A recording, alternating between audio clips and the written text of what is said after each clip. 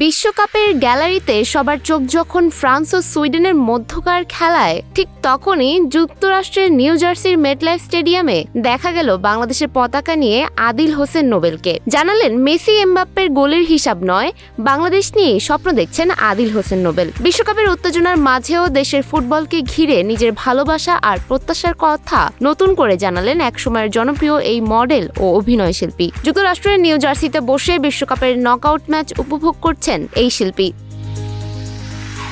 খেলা শেষে সামাজিক মাধ্যমে এক আবেগঘন পোস্টে তিনি তুলে ধরেন নিজের মনের কথা। তিনি লিখেছেন, যখন পুরো বিশ্ব আর্জেন্টিনা, ব্রাজিল, মেসি আর এমবাপ্পের গোল নিয়ে ব্যস্ত, তখন তার হৃদয়ে উঠছে শুধু একটাই পতাকা, বাংলাদেশের পতাকা। নোবেলের এই বক্তব্য ফুটে উঠেছে দেশের ফুটবল নিয়ে তার গভীর ভালোবাসা আর বড় স্বপ্ন।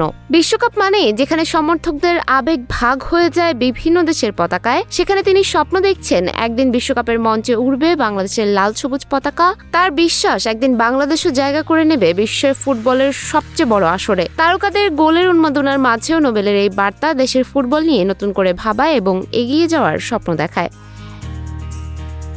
সুমাইয়া হক তন্নি, নিউজ ফ্ল্যাশ 71।